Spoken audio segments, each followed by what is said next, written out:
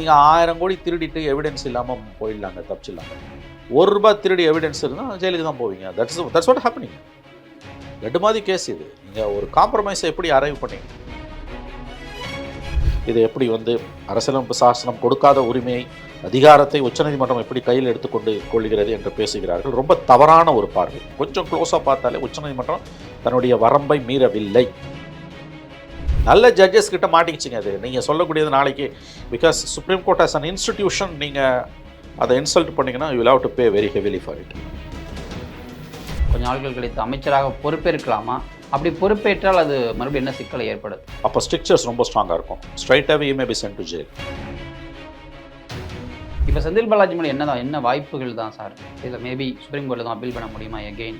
இல்லை வேறு ஏதாவது ரூட் இருக்கா? இதுக்கு மந்திரி ஆகிறதுக்கு? மந்திரி ஆகிறது நீங்கள் எவ்வளோ ஆசைப்படுறீங்க ஒரு மந்திரி ஆகணும்?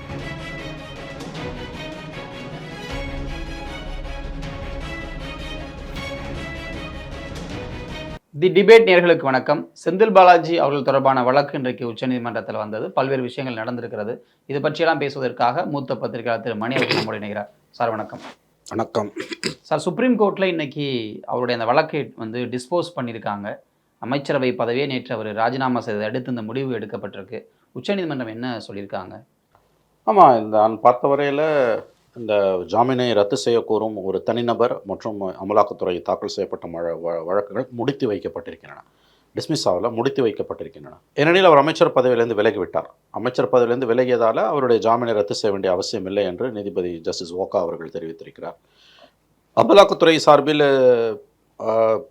மூத்த வழக்கறிஞர் சொலிசிட்டர் ஜெனரல் துஷார் மேத்தா பேசும்பொழுது, எதிர்காலத்தில் ஒரு அமைச்சராக கூடாது என்பதற்கு உத்தரவு போடும்போது அந்த உத்தரவு தேவையில்லை, அப்படி ஒருவேளை அமைச்சரானார்னா அப்போ தானா பெயில் கேன்சலேஷனுக்கு வாங்கன்னு சொல்லிட்டாரு. ஆகவே இந்த பிரச்சனை முடித்து வைக்கப்பட்டிருக்கிறது. ஒரு பிரச்சனை டிஸ்மிஸ் ஆகிறதுக்கும் முடித்து வைக்கப்படுவதற்கும் நான் அறிந்த வரையில் பார்க்கக்கூடிய வித்தியாசம் என்பது, முடித்து வைக்கப்படுகிறதுன்னா அதில் ஒரு கமா ஒன்று இருக்குது. நாளைக்கு ஒருவேளை குற்றம் சுமத்தப்பட்டவர் ஏதாவது விஷமம் செய்வாரே ஆனால் மறுபடியும் அந்த கேஸ் ரீஓப்பன் ஆகும். செந்தில் பாலாஜி விஷயத்தில் செந்தில் பாலாஜி மட்டுமல்ல, தமிழக அரசுமே உச்சநீதிமன்றத்தின் உணர்வுகளுக்கு எதிராக செயல்பட்டிருக்கிறார்கள் என்பது தான் பரவலாக சட்டம் அறிந்தவர்களுடைய பார்வையாக இருக்கிறது. உச்சநீதிமன்றத்தை தமிழக அரசு மதிக்கவில்லை. கவர்னர் விஷயத்தில் தமிழ்நாடு அரசுக்கு காப்பாற்றினது, தமிழ்நாட்டை காப்பாற்றினது, தமிழக மக்களை காப்பாற்றினது, தமிழக அரசை காப்பாற்றினது இதே உச்சநீதிமன்றம். அந்த தீர்ப்பை தலையில் தூக்கி வச்சு ஒட்டுமொத்த தமிழ்நாடும் கொண்டாடியது, எக்ஸப்ட் பிஜேபி. திமுக அதை எந்த அளவுக்கு அதை எக்ஸ்ப்ளாய்ட் பண்ணாங்கன்னு நமக்கு தெரியும். அதில் ஒரு தவறுமே கிடையாது. ஆனால் தங்களுக்கு சாதகமாக ஒரு தீர்ப்பு வரும்போது உச்சநீதிமன்றத்தை தலையில் தூக்கி வைத்து கொண்டாடுபவர்கள், தங்களுக்கு எதிராக ஒரு தீர்ப்பு வரும்போது ஒரு முறை இருமுறை இல்லை, தொடர்ந்து அவர் சொல்லுகிறார். கடந்த ஏப்ரல் 23 ஜஸ்டிஸ் ஓகா அவர்கள் சொன்னது, 4வது முறையாக அவர் ஏன் பதவியில் நீடிக்கிறார் என்று நாங்கள் கேட்கிறோம். இந்த அளவுக்கு லாங் ரோப்போ சுப்ரீம் கோர்ட் எனக்கு தெரிஞ்சு யாருக்குமே கொடுத்தது கிடையாது. போன டிசம்பர்லேருந்து இந்த பிரச்சனை பற்றி எரியுது. செப்டம்பர் 27 பெயில் கொடுக்குறாங்க, 24 29 மந்திரி ஆகிறாரு. டிசம்பரில் ஃபஸ்ட் டைம் தன்னுடைய அதிருப்தியை உச்சநீதிமன்றம் தெரிவிக்குது. அதுக்கு பிறகு 3 முறை எப்படி மந்திரியாக நீடிக்கிறாருன்னு கேட்குது. 4வது முறை தான் இந்த கலைபுரம் நடக்குது. ஏப்ரல் 23, மே 2, ஏப்ரல் 28 வரைக்கும் உங்களுக்கு டைம் கொடுக்குறோன்னு சொல்கிறாங்க. மறுபடியும் சொல்கிறேன், நான் இந்த இந்தியாவின் அரசியலமைப்பு சட்டத்தோட ஃபைனல் ஆர்பிட்ரேட்டர் சுப்ரீம் கோர்ட்டு தான். நாடாளுமன்றத்துக்கும் எக்ஸிக்யூட்டிவ்க்கும் நிர்வாகத்துக்கும் பிரச்சனை வருது, நாடாளுமன்றத்துக்கும் உச்சநீதிமன்றத்துக்குமே பிரச்சனை வருதுன்னா அரசியலமைப்பு சட்டத்துக்கு உட்பட்டது இருக்கா இல்லையான்னு வியாக்கியானம் கொடுக்க வேண்டியது சுப்ரீம் கோர்ட்டு தான். 2வது, இது ஒரு தனி மனித விவகாரம். இதில் ஒன்றும் பெரிய லீகல் இஷ்யூஸ் இன்வால்வ் இல்லை, அன்லைக் கவர்னர் இஷ்யூ. அப்படி இருக்கும்பொழுது உச்சநீதிமன்றம் தன்னுடைய அதிருப்தியை 1 முறை அல்ல 4 முறை தெளிவுபடுத்தி 3 முறை தெளிவுபடுத்த பிறகும் இவர்கள் விடாப்பிடியாக செந்தில் பாலாஜியை அமைச்சர் பதவியில் வைத்திருந்தது உச்சநீதிமன்றத்தின் மீது தமிழக அரசுக்கு எந்த விதமானதொரு குறிப்பிடத்தக்க மரியாதையும் செந்தில் பாலாஜி விஷயத்தில் இல்லை என்பதைத்தான் தெளிவாக எடுத்துக்காட்டியது. இதுதான் அவங்கள கோபப்படுத்தியிருக்கு. ஆக்சுவலாக உச்சநீதிமன்றத்துக்கான இந்த கடும் கோபம், உங்களுக்கு நாங்கள் டிசம்பர் திங்கட்கிழமை வரைக்கும் டைம் கொடுக்குறோன்னு சொன்னது ஃபைனல். ஜாமீனை கேன்சல் பண்ணி ஜெயிலுக்கு போங்க, மந்திரியாக இருங்க ஆனால் ஜெயிலில் இருங்க, இல்லை நீங்கள் சுதந்திரமாக இருங்க ஆனால் மந்திரியாக இருக்கக்கூடாதுன்னு தெளிவான தீர்ப்பு அது. இதில் வந்து பலரும் வந்து இப்போ பத்திரிகையாளர்கள் உட்பட அரசியல்வாதிகள் உட்பட பலரும் சொல்கிறது ஒருத்தரை மந்திரியாக வச்சிருக்கணுமா வச்சிருக்கக்கூடாதான்றது சீஃப் மினிஸ்டர்ஸ் ப்ரோராகேட்டிவ், முதலமைச்சரோட தனி உரிமை. இது எப்படி வந்து அரசியலமைப்பு சாசனம் கொடுக்காத உரிமையை அதிகாரத்தை உச்சநீதிமன்றம் எப்படி கையில் எடுத்துக்கொண்டு கொள்கிறது என்று பேசுகிறார்கள். ரொம்ப தவறான ஒரு பார்வை, மிக மிக தவறான பார்வை. தனக்கு இல்லாத அதிகாரத்தை உச்சநீதிமன்றம் கையில் எடுத்துக்கொள்ளவில்லை. ரொம்ப இஷ்யூ வந்து ரொம்ப சிம்பிள், எளிமையானது. செந்தில் பாலாஜி கைது செய்யப்பட்டு 3 முறை அவருடைய ஜாமீன் மனுக்கள் கீழமை நீதிமன்றம், உயர்நீதிமன்றம், உச்சநீதிமன்றத்தில் தள்ளுபடியாகுது. ஒரு ரவுண்டு வராங்க ஃபுல்லாக.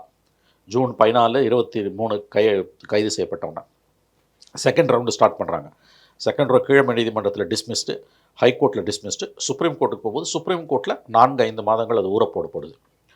ஃபைனல் ஆர்குமெண்ட்ஸ் வரும்போது பாலாஜியோட வழக்கறிஞர் முகுல் ரோத்தக் என்ன ஆர்கியூ பண்ணுறாரு, ஏன்னா ஒரு தடவை சுப்ரீம் கோர்ட்டில் பெயில் கேன்சல் ஆகி நீங்கள் அடுத்த தடவை வரீங்கன்னா, இப்போ எந்த கோர்ட்லையுமே நீங்கள் இன்றைக்கி ஜாமீன் பண்ண டிஸ்மிஸ் ஆனாலும் நாளை கூட போடலாம், தப்பு கிடையாது. But there must be a change of circumstances.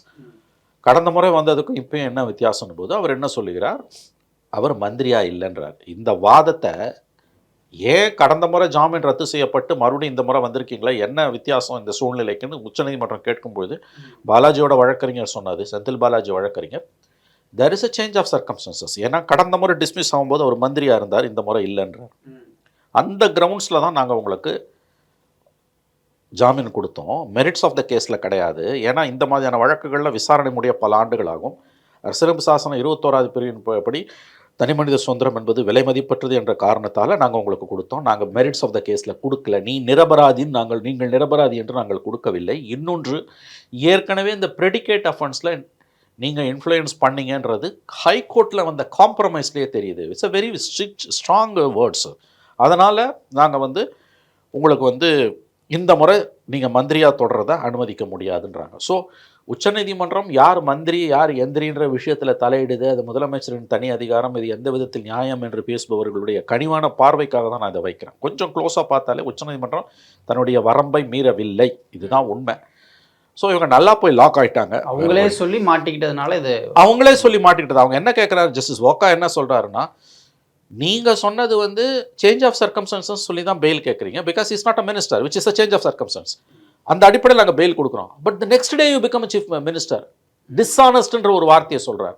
இவங்க அப்படியே அடம் பிடிக்கும்போது அவர் என்ன சொல்கிறாங்க, ஜட்ஜஸ் லுக் அப்படின்னா நாங்கள் வந்து இந்த ஜாமீனை ரத்து பண்ணுவோம், ரத்து பண்ணுறதோடு மட்டும் இல்லாமல் அந்த உத்தரவில் தெளிவாக நாங்கள் ரெக்கார்டு பண்ணுவோம், பதிவு செய்வோம், நாங்கள் உங்களுக்கு ஜாமீன் வழங்கியது தவறுன்னு. ஒரு சுப்ரீம் கோர்ட் ஜட்ஜஸ் கடந்த காலத்தில் தாங்கள் கொடுத்த ஆர்டர் தவறுன்னு ஒரு பதிவை மேற்கொள்கிறாங்கன்னா அது டிசாஸ்ட்ரஸ் கான்சிக்வன்சஸ். வக்கீல்களுக்கு நான் குறைஞ்சபட்ச மினிமம் லீகல் நாலேஜ் உள்ள லாயர்ஸுக்கு இது புரியும்.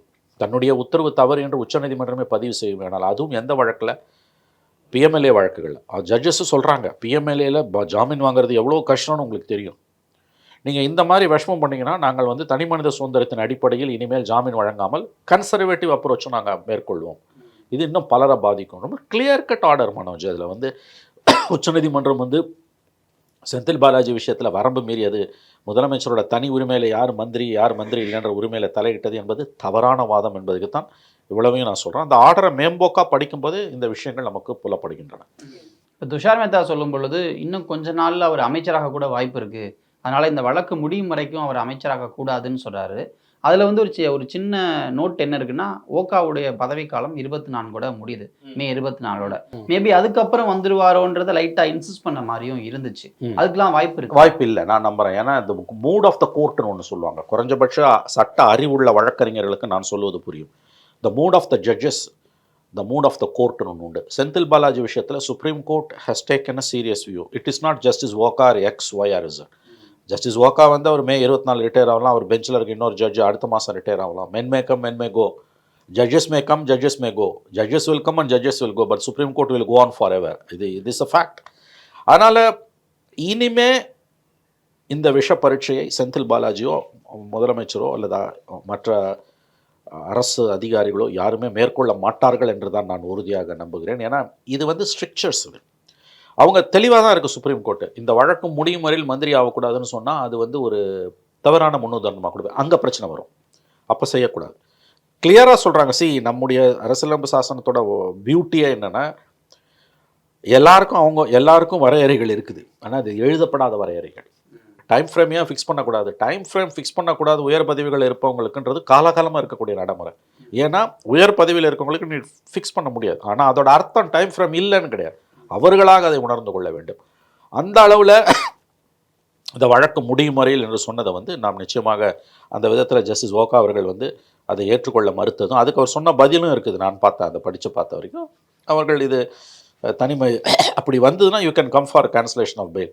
ஒரு ஜட்ஜை நம்பி சுப்ரீம் கோர்ட் கிடையாது. இந்த ஜட்ஜோட அப்சர்வேஷன்ஸுக்கு எதிராக நாளைக்கு இந்த வழக்கை விசாரிக்கக்கூடிய எந்த ஜட்ஜும் போக மாட்டார். நான் உறுதியாக நம்புகிறேன். ஏன்னா this case is such a very powerful case. ஏன்னா இவங்க சுப்ரீம் கோர்ட்டோட தமிழக அரசு கடந்த 8 மாதங்களாக விளையாடியது என்பது தான் உண்மை. They played with the court. மற்ற விஷயங்கள்லாம் நீங்கள் வந்து சுப்ரீம் கோர்ட்டை தலையில் வச்சு கொண்டாடுறீங்க. இப்போ நேற்றை கூட முதலமைச்சர் வந்து அந்த வழக்கறிஞர்களை அழைத்து பாராட்டியிருக்கிறார். யார்? இவர் ஆளுநர் தீர்ப்புக்கு வாங்கி கொடுத்த நம்முடைய அபிஷேக் மனு சிங்வி, ராகேஷ் திரிவேதி, இவங்களெல்லாம் கூப்பிட்டு வரவே பாராட்டியிருக்காங்க. வில்சனை கூப்பிட்டு பாராட்டுறாங்க. நல்லது, நல்ல விஷயம், பாராட்டுறீங்க, அதில் எந்த தப்பும் இல்லை. ஆனால் உங்களுக்கு பிடிச்ச தீர்ப்பு வரும்போது உங்கள் வக்கீலுங்களை நீங்கள் பாராட்டுறீங்க. ஆனால் உச்சநீதிமன்றத்தோட இந்த நீங்கள் உச்சநீதிமன்றத்தோட ஜட்ஜ்மெண்ட்ஸுக்கு எதிராக போகக்கூடாது, போக முடியாது என்பது மட்டும் இல்லைங்க. தீர்ப்புகள் அல்லாமல் உச்சநீதிமன்றத்தோட உணர்வுகள் இருக்குல்ல, the spirit of law and the mood of the court, அதுக்கு எதிராகவும் நீங்கள் போக முடியாது. இன்னொரு ரொம்ப முக்கியமான விஷயம், நல்லா ஞாபகம் வச்சுக்கோங்க, சுப்ரீம் கோர்ட்டோட உங்களுக்கு மோதல் வருதுன்னா உங்களோட எந்த நியாயங்களும் எடுப்படாது. இது இஷ்யூஸ் சம்மந்தப்பட்டதாக இருந்தால் கூட ஒரு 10% லாஜிக் உண்டு. பட் ஒரு இண்டிவிஜுவல் சம்மந்தப்பட்டது, கரப்ஷன் கேஸில் இன்வால்வ் ஆன ஒரு இண்டிவிஜுவல் சம்மந்தப்பட்டதுன்னும் போது சுப்ரீம் கோர்ட்டோட ஒப்சர்வேஷன்ஸுக்கு எதிராக உங்களுடைய எந்த நியாயங்களும் எடுபடாது. இது ஏன் வந்து திமுகவுக்கும் அந்த தலைமைக்கும் புரியவில்லை என்பதுதான் எனக்கு தெரியல. டெஃபினட்டாக செந்தில் பாலாஜி இஷ்யூவில் கடந்த 8 மாதங்களில் நடந்ததை பார்த்தீங்கன்னா it's a classic case for any law student or political journalist. ஒரு கவர்மெண்ட் வந்து சுப்ரீம் கோர்ட்டோட மூடுக்கு எதிராக எப்படி போச்சுன்றதுக்கான உதாரணம் இது, which is very bad in law. என்னை பொறுத்த வரைக்கும் unhealthy. You cannot underestimate the supreme court. அதை ஞாபகம் வச்சுக்கோங்க. This the fact. அதுதான் நான் சொல்ல வரேன். உங்களுக்கு உச்சநீதிமன்றத்தோட எந்த இஷ்யூவில் மோதல் வந்தாலும் உங்களோட எந்த நியாயங்களும் எடுப்படாது என்பதுதான் உண்மை. கொஞ்சம் நாட்கள் கழித்து அமைச்சராக பொறுப்பேற்கலாமா? அப்படி பொறுப்பேற்றால் அது மறுபடியும் என்ன சிக்கலை ஏற்படுது? இது வந்து ஒரு ஹைப்போதெட்டிக்கல் கொஸ்டின் தான். அப்படி வருதுன்னா கண்டிப்பாக அப்பையும் அதை சேலஞ்ச் பண்ணுவாங்க. அப்போ ஸ்ட்ரிக்சர்ஸ் ரொம்ப ஸ்ட்ராங்காக இருக்கும். ஸ்ட்ரைட்டாகவே may be sent to jail. அந்த விளையாட்டை அவங்க விளையாட மாட்டாங்க. ஏன்னா கடந்த 8 மாதங்களாக இவர்கள் உச்சநீதிமன்றத்தை சீண்டி இருக்கிறார்கள் என்பதுதான் உண்மை. 4 முறை வந்திருக்குங்க அந்த கேஸ். அதனால தான் இப்பயும் கோர்ட் வந்து மெக்னானிமிட்டியோட செயல்படுது. நாங்கள் அந்த மாதிரி எந்த ஆர்டரும் பாஸ் பண்ண மாட்டோன்றாங்க. இது நான் தான் சொல்கிறேங்க மனோஜ், எந்த ஜட்ஜுமே இனிமேல் இந்த விஷயத்தில் இப்போ இருக்க ஜட்ஜஸ் எடுத்த அப்ரோச்சை தான் எடுப்பாங்களே ஒழிய அதை தாண்டி போக மாட்டாங்க. பிகாஸ் யூசி மற்ற கேஸோட இதை ஒப்பிடுறாங்க. அரவிந்த் கெஜ்ரிவால் கேஸு, ஹேமந்த் சிபு, அவர் பேர் என்ன, ஹேமந்த் சோரன் கேஸ்லாம். ஏங்க இந்த கேஸில் வந்துங்க இவர் டேம்பர் பண்ணியிருக்காருன்றதுக்கு ஹைகோர்ட்டில் பண்ண காம்ப்ரமைஸே காரணம்னு சுப்ரீம் கோர்ட் பதிவு பண்ணுதுங்க. Which is a serious offence. ஏங்க யாருமே பண்ணாத தப்பு அவர் பண்ணாருங்க. பணம் கொடுத்தவன் வாங்கினவன் 2 பேருக்கும் வந்து காம்ப்ரமைஸ் பண்ணிக்கிட்டாங்கன்னு ரொம்ப மோசமான பின்விளைகளை பற்றி கவலைப்படாமல் சென்னை உயர்நீதிமன்றத்தில் அந்த தீர்ப்பு தான் ஜஸ்டிஸ் ராமசுப்ரமணியம் பெஞ்சில் சுப்ரீம் கோர்ட்டில் ரிவர்ஸ் ஆகுது. நீங்கள் அப்போ ஒரு ஓரல் அப்சர்வேஷனாக ஜட்ஜஸ் சொன்னது இப்படி இருந்ததுன்னா 1988 ப்ரிவென்ஷன் ஆஃப் கரப்ஷன் ஆக்டை நம்ம ஸ்கிராப் பண்ணிடலாம். கொடுத்தவனும் வாங்கினவனும் காம்ப்ரமைஸ் பண்ணிக்கிறான்னா வாட் இஸ் திஸ்? அப்படி ஒரு வினோதமான ஜட்ஜ்மெண்ட் வந்தது. Fortunately that was reversed. அதை வந்து இன்றைக்கி அவங்க சொல்கிறாங்க டேம்பரிங் ஆஃப் எவிடன்ஸ்க்கு வாய்ப்பு எப்படி இருக்குன்னா, உங்கள் பாஸ்ட் ஒரு வரலாறு, உங்களுடைய கடந்த காலம் என்பது ப்ரெடிகேட் அஃபென்ஸில் யுவர் டேம்பர்டு அப்படின்னும் போது வந்து உங்களுக்கு நாளைக்கு நீங்கள் சொல்லக்கூடிய சுச்சுவேஷன் ஹைப்போதெட்டிக்கல் சுச்சுவேஷன் தான் நான் பார்க்குறேன். ஹவவர் அப்படி ஒரு வேளை நடந்ததுன்னா கண்டிப்பாக அப்பயும் கேன்சலேஷன் ஆஃப் பெயிலுக்கு போவாங்க. அந்த மாதிரி போனாங்கன்னா கான்சிக்வன்சஸ் வில் பி டிசாஸ்ட்ரஸாக இருக்கும் தான் நான் பார்க்குறேன். இதில் எல்லாருக்குமே ஒரு டவுட் ஒன்று இருக்குது சார். இப்போ வந்து 2 வழக்குகள் இதில் இருக்குது. ஒன்று வந்து state government state predicate offence, ஆமாம். இன்னொன்று பிஎம்எல்ஏ வழக்கு. அது ரெண்டும் கொஞ்சம் நீங்கள் எக்ஸ்பிளைன் பண்ணால் நல்லா இருக்கும். இல்லைங்க அதாங்க இப்போ அதில் என்னன்னு கேட்டிங்கன்னா, முதல்ல இந்த கேஸோட ஆரிஜின் என்னன்னு பார்த்தீங்கன்னா 2015 ஜூலை 28 ஜெயலலிதா முதலமைச்சர் இவரை பதவியிலிருந்து நீக்குகிறார். என்னென்னா கரப்ஷன். போக்குவரத்துறை அமைச்சராக இருக்கும்போது நடத்துனர்கள், ஓட்டுநர்கள், இதர பணியாளர்களுக்கு காசு வாங்கிட்டு அப்பாயின்மெண்ட் போட்டாங்கன்னு அந்த அம்மா இவரை பதவியிலேருந்து நீக்கிறாங்க. அதுக்கு பிறகு 16 அவர் வந்து அந்த அம்மா ஜெயித்த பிறகும் கூட வந்து அவருக்கு மந்திரி பதவி கொடுக்கல. இன்ஃபேக்ட் அவரோட தேர்தலே ரத்தாச்சு அப்போ அரவக்குறிச்சியில். அதன் பிறகு எடப்பாடியார் சிஎம் ஆன பிறகு வந்து இவர் டிடிவி தினகரன் கோஷ்டிக்கு போனார். இவர் வந்து அதனால் இவருமே அந்த டில்லி டாலிங்கில் வழக்குகள் பதிவு செய்யப்படுது தள்ளிக்கொண்டே போனது. 2018 தான் வந்து ஃபஸ்ட்டு வந்து சிசிபி சென்னை கிரைம் பிரான்ச் வந்து சிட்டி கிரைம் பிரான்ச் வந்து இந்த வழக்கை சீரியஸாக எடுத்துக்கிட்டு ரொம்ப மெட்டிகுலஸாக ஒர்க் பண்ணி சார்ஜ் ஷீட் போடுறாங்க. அப்போ ஈஸ்வரமூர்த்தி ஐஜி இன்டெலிஜென்ஸில் ரொம்ப நாள் இருந்தார் இல்லையா, அவர் வந்து கிரைம் பிரான்ச்சில் சிட்டி கிரைம் பிரான்ச்சில் வந்து அடிஷ்னல் கமிஷனராக இருக்கார். இன்ஃபேக்ட் இந்த கேஸ் இவ்வளோ தூரம் ப்ரெடிகேட் அஃபென்ஸ் ஸ்ட்ராங் ஆனது காரணமே ஈஸ்வரமூர்த்தியோட பிரமாதமான ஒர்க்கு தான். ரொம்ப ஃபுல் ப்ரூஃப் கேஸை வந்து அவர் ப்ரிப்பேர் பண்ணார். It was an excellent work by Eswaramoorthy. அந்த கேஸில் அது வந்து 18-19 எடப்பாடி பீரியடில் கோர்ட்டில் வருது. அப்படியே பட் பெரிய அளவில் வராமல் நின்றுக்கிட்டே இருக்குது. 21 பிஎம்எல்ஏ இன்வோக் ஆகுது. இடி உள்ள வரா, வழக்கு அடிப்படையில் இடி உள்ள வருது. ஏன்னா ப்ரொசீஜர்ஸ் ஆஃப் கிரைம் எங்கே வருன்ட்டு வருது. ஸோ இடி உள்ளே வரும்போது தான் இது சூடு பிடிக்குது.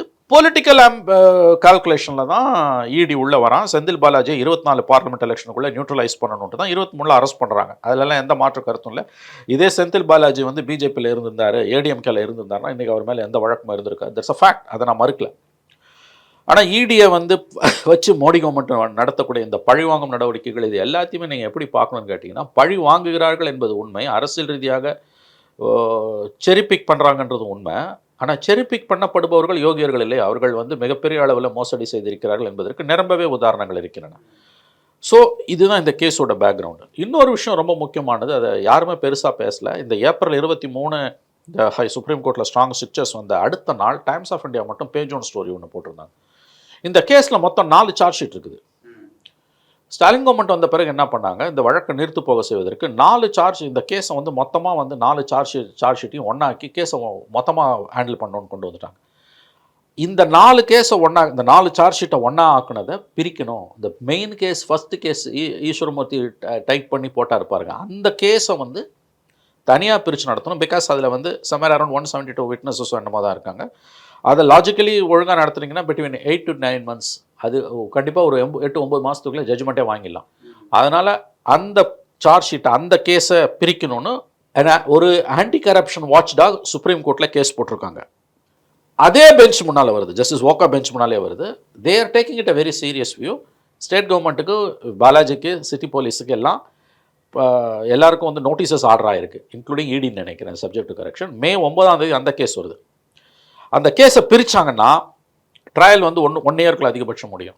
உங்களுக்கு நினைவு இருக்கும், ஜெயலலிதா 2007 லண்டன் ஹோட்டல் கேஸ், டிடிவிக்கான கேஸையும் ஜெயலலிதா சொத்து குவிப்பு வழக்கையும் ஒன்றா வச்சுருந்தாரு டிவிஎஸ்சியில் கலைஞர். அதை கலைஞர் பிரித்து தனித்தனியாக நடத்தணும் போது ஜெயலலிதா பிரிக்கக்கூடாது, ஒன்றா நடத்தணுன்னாங்க. Whereas trial court government, Tamil Nadu government டிவிஎஸ்சியோட ப்ரேயரை அக்செப்ட் பண்ணிவிட்டு தனியாக பிரித்தாங்க. அதை சேலஞ்ச் பண்ணி சுப்ரீம் கோர்ட்டுக்கு போன பெட்டிஷன் வரைக்கும் டிஸ்மிஸ் ஆகி தான் ஜெயலலிதாவால் 2014 கன்விக்ஷன் ஆச்சு அந்த அம்மாவுக்கு. இல்லாட்டி அந்த கேஸ் இன்னும் பல வருஷம் ஓடி இருக்கும்.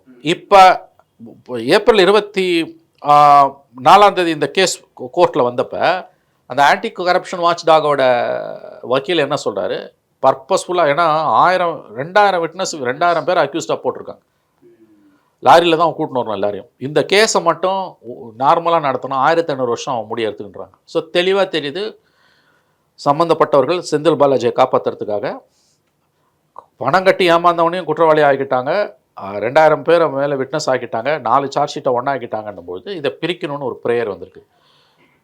May 9 இதே ஜட்ஜுக்கிட்ட வருது.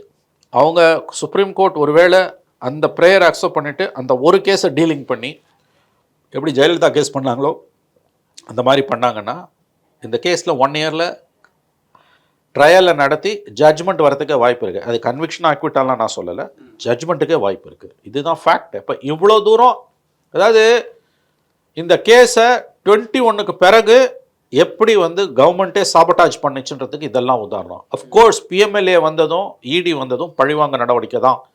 பொலிட்டிக்கலி பிஜேபியோட செந்தில் பாலாஜி இருந்திருந்தாருன்னா அவரை தொற்றுக்க மாட்டாங்க.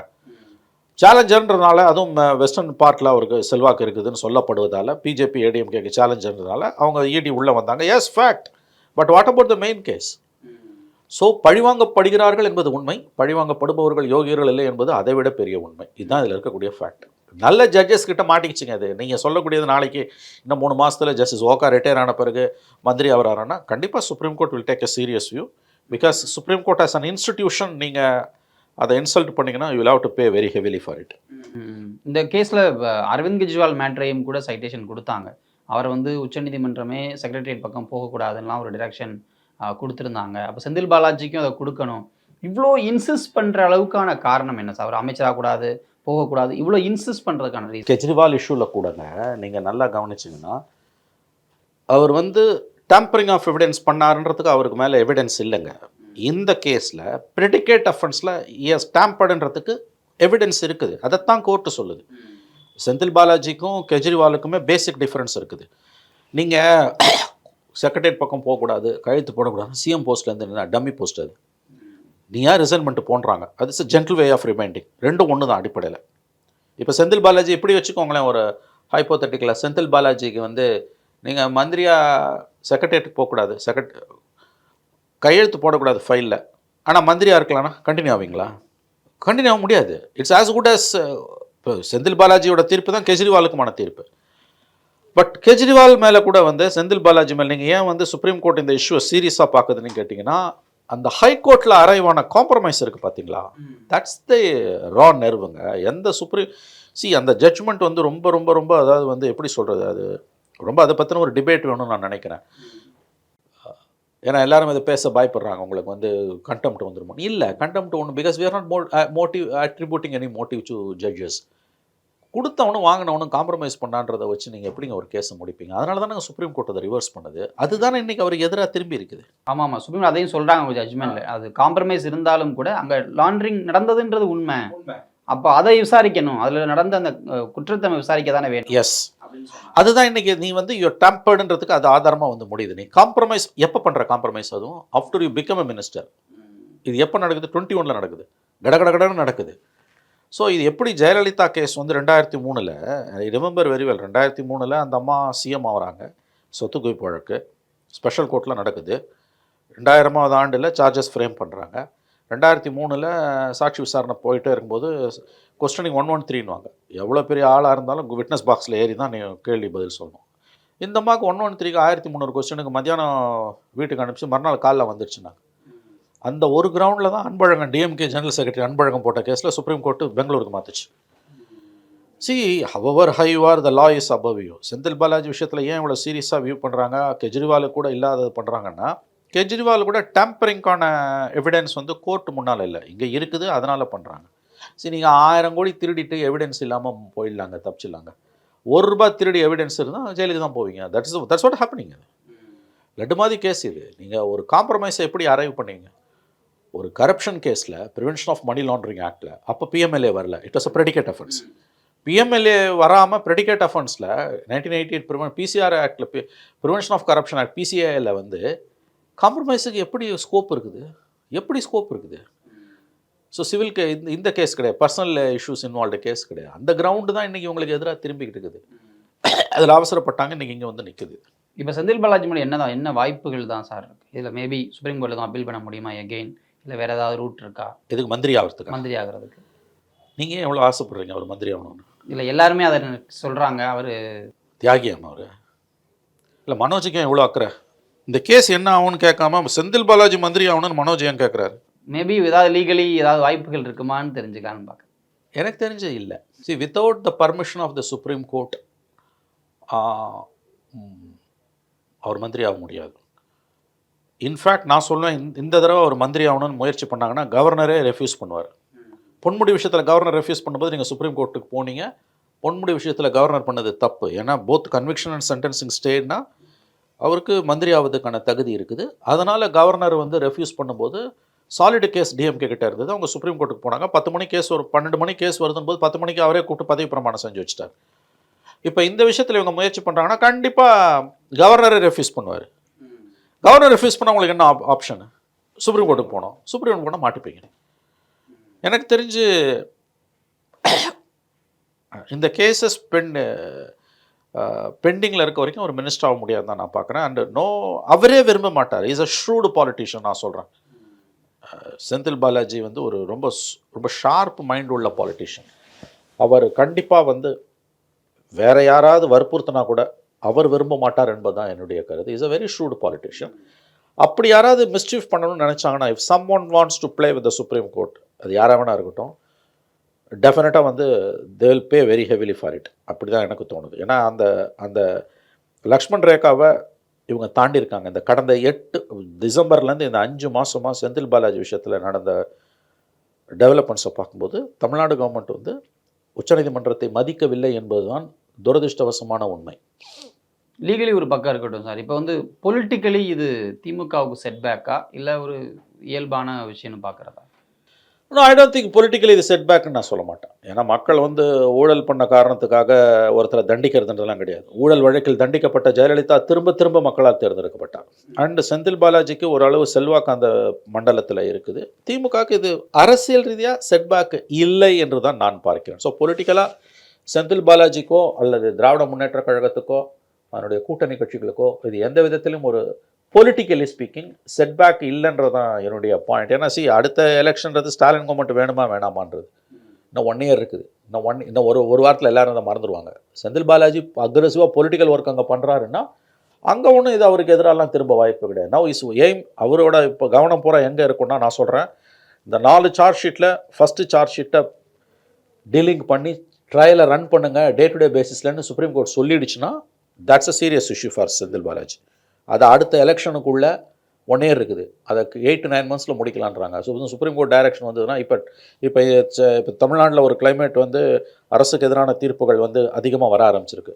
இந்த கிளைமேட்டில் நீங்கள் பார்க்கும்போது இந்த மொமெண்டத்தில் பார்க்கும்போது அடுத்த இன்னும் 1 இயர் இருக்குது கரெக்டாக. அதுக்குள்ளே இன்கேஸ் எனி அட்வர்ஸ் ரூலிங் நமக்கு தெரியாது வந்ததுன்னா that will be a setback. ஆனால் இப்போதைக்கு அவருக்கு பொலிட்டிக்கலாக எந்த செட்பேக்கும் இல்லை, அவருக்கோ திமுகவுக்கோ எந்த செட்பேக்கும் இல்லை என்பதுதான் என்னுடைய கருத்து. ஏன்னா எடப்பாடி பழனிசாமி இந்த விஷயம் நடந்த பொழுதே திமுகவுடைய அஸ்தமனத்துக்கு இது ஆரம்பம், 2 அமைச்சர்கள் ராஜினாமா பண்ணி நீங்கள் மாற்றினது அப்படின்னு ஒரு ஸ்டேட்மெண்ட்டையும் கொடுக்குறாரு.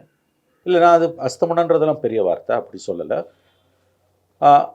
நான் இதை எப்படி பார்க்குறேன்னு கேட்டிங்கன்னா வந்து any government will go unpopular day by day and year after year. இதில் நான் இன்னொரு விஷயம் உங்களுக்கு சொல்லுவேன். இதில் வந்து செந்தில் பாலாஜி விஷயம் மோசமானதுன்னா பொன்முடி விஷயமும் அது இஃப் நாட் மோசமான ஒரு உதாரணம் தான். செந்தில் பாலாஜிக்காதுங்க, அவர் வந்து ஒரு கரப்ஷன் கேஸில் இன்வால்வ் ஆனார், மந்திரியாக இருக்கலாமா இல்லையான்றது it's a legal question. But Ponmudi அதில் வந்து டிஎம்கே பக்கம் ஒரு எப்படி சொல்கிறேன்னு கேட்டிங்கன்னா, அவங்க மூட் ஆஃப் த கோர்ட்டை புரிஞ்சுக்காமலோ அல்லது புரிஞ்சுக்கிட்டும் மோதல் போக்கோட போனாங்க சுப்ரீம் கோர்ட்டுக்கிட்ட. But it falls under political discourse தான் நான் பார்க்குறேன். And they have a very right to it. But Senthil பாலாஜியை விட மோசமானது பொன்முடி விஷயம் தான் எனக்கு தோணுது. Because here is a man கண்டினியூஸாக மோசமாக பேசுகிறதே அவருக்கு வந்து பழக்கமாக இருந்திருக்குது. அதுவும் ரொம்ப வல்கராக பெண்களுக்கு எதிரானது. அது வந்து சைவைட்ஸ் வைனவைட்ஸ்ன்றாங்க முதல்ல இவங்களை. இல்லை, என்னை பொறுத்த வரைக்கும் அது first is against women, against religion. ஏன்னா பெண்களை பற்றி நம்ம வந்து செக்ஸ் ஒர்க்கர்ஸை பற்றி பேசும்போது அவங்கள பற்றி கூட இன்றைக்கி நம்ம வந்து பாலியல் தொழிலாளின்னு ஒரு கண்ணியமான வார்த்தையை பயன்படுத்துகிறோம். ஆனால் பாரம்பரியமாக நம்ம யூஸ் பண்ணக்கூடிய ஒரு அத்தகைய துரதிருஷ்டவசமான தொழிலில் இருக்கக்கூடிய பெண்களை பற்றி பாரம்பரியமாக இருக்கக்கூடிய ஒரு வார்த்தையை யாருமே பொது வாழ்க்கையில் இருக்கவங்க சொல்லக்கூடாத வார்த்தைகளை பயன்படுத்தி அவர் ரொம்ப நக்கலாக பேசினார். அதனால தான் ஜஸ்டிஸ் ஆனந்த் வெங்கடேஷ் அதை சோமோட்டை எடுக்கும்போது அந்த பாயிண்ட்டையும் சொல்கிறார் அவர் வந்து. அதுவும் வந்து உங்களுக்கு ஹைகோர்ட்டில் வந்து ஒரு கோவாரண்ட்டை பெட்டிஷன் போட்ட பிறகு நீங்கள் விளையாடுறீங்க. ஜட்ஜு சொல்கிறாரு ஏன் எஃப்ஐஆர் போடலன்னு, கோர்ட்டில் ப்ளே பண்ணுறாருங்க. நீங்கள் அந்த ஜட்ஜுக்கு ஆட்ரிபியூட் பண்ணுறீங்க மோட்டிவ்ஸு. அதுக்கு பிறகு ஒரு எஃப்ஐஆர் ஏன் போடலன்னு கேட்கும்போது டிஜி பதில் சொல்லணும் போது 1 வீக் பொறுத்து ஒரு கேஸும் இல்லைன்றீங்க. எவ்வளோ தூரம் உங்களுக்கு வந்து அப்போ ஒரு மோதல் போக்கை கடைப்பிடிக்கக்கூடிய அந்த ஒரு துணிச்சல் எங்கேருந்து வந்தது? சைமல்டேனியஸாக சீஃப் ஜஸ்டிஸ் பெஞ்சில் வந்து ஒரு கோவாரண்ட் பெட்டிஷன் வரும்போது அவங்க வந்து அந்த பெட்டிஷனில் சிஎம்முக்கு எதிராக ஹார்ஷ் வேர்ட்ஸ் இருந்ததுனால அதை மாற்றி அன்றைக்கி அதனால் தப்பிச்சாங்க. இல்லாட்டி அன்றைக்கே டைரக்ஷன்ஸ் வந்திருக்கும். ஜட்ஜஸுக்கும் எல்லா விஷயமும் தெரியுங்க. அந்த 3.5 நிமிஷம் வீடியோ பார்க்கும்போது அவங்களுக்கும் புரியாதா? அதனால் நோட்டீஸ் ஆர்டர் ஆகிருக்கு. இன்றைக்கி இவங்க பொன்முடியை தூக்கலைன்னா ஜூன் 1st வீக்கில் தூக்கியிருக்க போகிறீங்க. ஆகவே பொன்முடி விஷயமும் வந்து இதை விட மோசமானதுன்னு சொல்லலாம். எனவே இது இந்த கவர்மெண்ட்டுக்கான அஸ்தமனம் அப்படி பெரிய வார்த்தைகளை சொல்ல முடியாது. But this a bad omen நம்ம சொல்லலாம், அது உண்மை. அது வந்து பொலிட்டிக்கலி வந்து நீங்கள் வந்து இதெல்லாம் வந்து last leg of the government இருக்குல்ல. கடந்த 4 வருஷம் முடிஞ்சுட்டு இப்போ கோர்ட்டில் விதவிதமாக ஜட்ஜ்மெண்ட்ஸ் வருது. இதே டிஸ்சார்ஜ் பெட்டிஷனை சீரியஸ் ஆஃப் ஜட்ஜ்மெண்ட்ஸ் வந்து இன்றைக்கி ஓவர் ரூல் பண்ணுறாங்க. மேபி அது வந்து இப்போ இந்தியன் ஜுடிஷியரியில் இருக்கக்கூடிய ஒரு இன்ட்ரெஸ்டிங்கான ஒரு ஃபேக்ட் என்னன்னு கேட்டிங்கன்னா வந்து 303, 240 ஆனோன்னா சுப்ரீம் கோர்ட்டோட பிஹேவியரை நம்ம பார்த்தோம் இடி கேசஸில். 303 இருக்கும்போது மோடி 2.0ல் சுப்ரீம் கோர்ட்டோட பிஹேவியர் இடியில் எப்படி இருந்தது நம்ம பார்த்தோம். அதே 240 ஆனோன்னு எப்படி இருக்கிறதுன்னு பார்த்தோம். After all judges are also human beings to be frank. So இது லாஸ்ட் லெக்கில் ஒரு கவர்மெண்ட் போகும்போது சில வரவேற்கத்தக்க ஜட்ஜ்மெண்ட்ஸ். ஏன்னா சோமோட்டோ கேசஸ் ஜஸ்டிஸ் ஆனந்த் வெங்கடேஷ் எடுக்கும்போது சொன்னது தான் உண்மை. ஒரு 5 வருஷம் ஒரு கவர்மெண்ட் இருக்குது, அடுத்த வருஷம் வரும்போது எக்ஸ் கவர்மெண்ட் இருக்குது.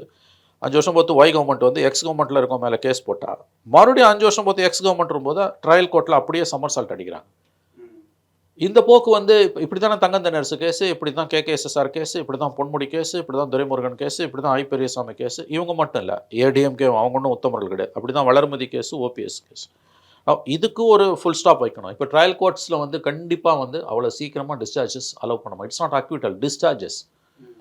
ஸோ இந்த டெண்டன்சி ஒரு வரவேற்கத்தக்க ஒன்று தான். நீங்கள் கேட்ட கேள்வி பொன்முடி அண்டு செந்தில் பாலாஜி கேஸ் வந்து அஸ்தமனத்துக்கான ஆரம்பம். நான் அவ்வளோ சீரியஸாக அவ்வளோ அது எக்ஸ்ட்ரீம் வேர்ட்ஸ் நான் நினைக்கிறேன். அது பொலிட்டிக்கலில் அவருடைய ஆசையை அவர் வெளிப்படுத்துகிறாரு. இது கண்டிப்பாக வந்து அதாவது வந்து நான் முதல்ல சொன்னதுக்கும் இதுக்கும் மாறிப்பட்டு பேசுகிறதா நினைக்க வேணாம். ஓவராலாக பார்க்கும்போது இந்த 2 மட்டும் இல்லாமல் நீங்கள் இதையும் சேர்த்துக்கோங்க. Series of discharge petitions reverse ஆகுது. பர்செப்ஷன் வைஸில் டிஎம்கே வந்து பேக் ஃபுட்டில் போகுது. பர்செப்ஷன் வைஸில் DMK is on back foot. அஸ்தமனம்னு சொல்ல முடியாது. It's a setback. Perception வைஸில் பேக் ஃபுட்டில் போகிறாங்க. பொலிட்டிக்கல் டிசாஸ்டர்னா டிசாஸ்டர்னு சொல்ல முடியாது. It could be a political challenge தான். எல்லாமே சேர்த்து தனித்தனியாக பார்த்தா இல்லை. சரி, வெறும் பொன்முடி வெறும் பாலாஜின்னு பார்த்தா எனக்கு தெரிஞ்சு அது ஒரு பெரிய பொலிட்டிக்கல் சேலஞ்சாக திமுக வரும்னு எனக்கு தோணலை. See at the end of the day 2026 ஓட்டு கேட்டு போகும்போது இந்த 5 வருஷம் பர்ஃபார்மன்ஸ் தான் பேசுமே மொழி, இது மட்டுமே பேசாது. இது ஒரு அடிஷ்னல் ஃபேக்டராக இருக்கலாம். இன்னும் சீரீஸ் ஆஃப் மினிஸ்டர்ஸ் ஒரு 10 மந்திரி இந்த மாதிரி டிஎம்கேக்கு லீகல் செட்பேக் வருதுன்னா அப்போ அது கண்டிப்பாக it is one among the legal issues for DMK to address தான் தோணும். பட் இதன் அடிப்படையில் மட்டுமே ஒரு அரசுகள் தோற்கடிக்கப்படுவது ஜெயிக்கிறதுன்றது இல்லைன்னா அதுக்கு சரியான உதாரணம் ஊழல் வழக்குகளை திரும்ப திரும்ப தண்டிக்கப்பட்ட ஜெயலலிதா மக்களால் தேர்ந்தெடுக்கப்பட்டார். இப்போ மக்களுக்கு வந்து நீங்கள் என்னோட அன்றாட வாழ்க்கையை பாதிக்காத விதத்தில் இருக்கிற வரைக்கும் எனக்கு பிரச்சனை கிடையாது. பாதிச்சிங்கன்னா இது அடிஷ்னலாக வரும், பிரைமரியாக வராது. பாதிக்கவே இல்லைன்னா நீ எவ்வளோ கொள்ளாச்சாலும் எனக்கு கவலை இல்லை. It's very fact. People are also prone to this corruption. அதுதான் இதில் இருக்கக்கூடிய வெரி சேட் டெவலப்மெண்ட்டு. நம்ம அதை தான் பார்க்கணும். கண்டிப்பாக சார், என்ன நடக்குதுன்றதை பார்க்கலாம். உங்களுடைய நேரத்துக்கும் கருத்துக்களுக்கும் நன்றி. நன்றி.